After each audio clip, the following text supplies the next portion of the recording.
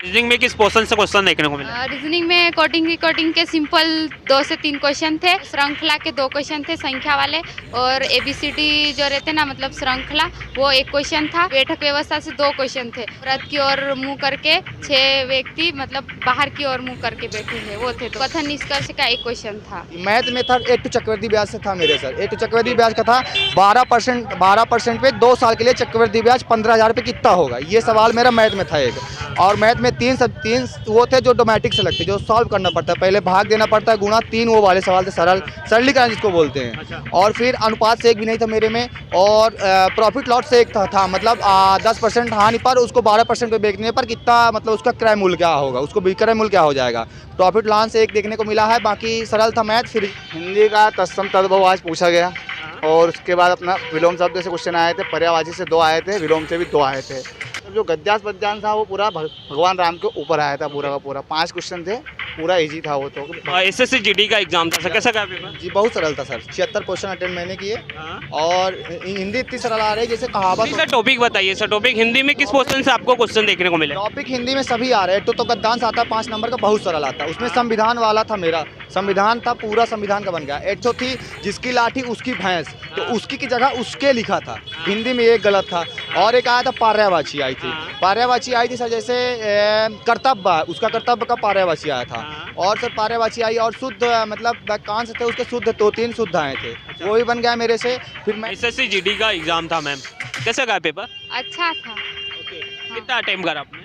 50 अरे ma'am maths से की, तो मैथ्स में किस पोर्शन से आपको क्वेश्चन देखने को मिले? प्रतिशत से 2 से 3 क्वेश्चन थे, और लाभ हानि के थे, और समय कार्य के थे, और चक्रवर्ती ब्याज का 1 क्वेश्चन था, और साधारण ब्याज का 1 क्वेश्चन था। बट वो थोड़ा कैलकुलेटिव था, इसलिए मैंने नहीं किया। तो छोड़ दिया। टाइम का इशू था कि टाइम इनफ था? नहीं, टाइम ठीक ही था, थोड़ा और रहता तो अच्छा रहता। सबसे इजी आ रहा है, देखा जाए तो कोई मॉडरेट नहीं है, कोई इजी नहीं है। मतलब करोगे तो ठीक है, नहीं तो जाओ। ऐसा है। जो पेपर देने वाले सर उनके लिए क्या कहना चाहोगे, किस तरह की तैयारी करें? एनालिसिस देखना चाहिए उनको, और प्रैक्टिस सेट लगाना चाहिए बस।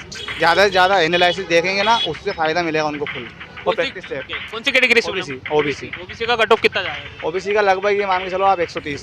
आपने कितना अटेम्प्ट करा? 66। में सर तो पहले तो सर वो जो अल्फ़ाबेट होते हैं, अल्फ़ाबेट से 6-7 क्वेश्चन थे। एक सर क्वेश्चन था अल्फ़ाबेट से सर, तो मतलब मिक्सर करना था, तो जैसे 2-2 दिए थे, 5वां पद क्या होगा, AZX इस तरह टाइप का था, तो 5वां पद वो निकालना पड़ता था। रीजनिंग में सर था जैसे अपोजिट दिया था, तो जो ही करते जैसे सघन का विरल होता है तो रिक्त का क्या होगा, तो उसका उपरोक्त मतलब उसमें भी एक ठो विलोम आ गया था, जो समझ दो जैसे रीजनिंग में नहीं होता मिक्सर सेलिब्रेशन, तो वहाँ विलोम ही दिया था। और फिर रीजनिंग में सर था, रीजनिंग में 2 वो थे मेरे पास, एक तो केंद्र की ओर मुँह करके 6 व्यक्ति बैठे हैं, और एक केंद्र की बाहर की ओर मुँह करके 6 व्यक्ति बैठे हैं। तो उसमें मतलब गोला बनाकर 6 व्यक्ति जो बाहर की ओर मुँह करते हैं उनको इस राइट एंगल लेते हैं, और जो अंदर लेते हैं उनको लेफ्ट साइड लेते हैं।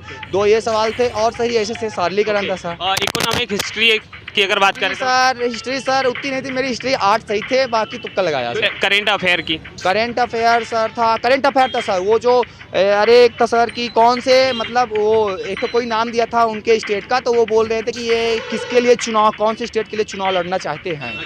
हाँ। सर कितने नंबर का करा? सर मैंने 76 किया सर। कौन सी कैटेगरी से बिलोंग कर रहे हैं? General sir.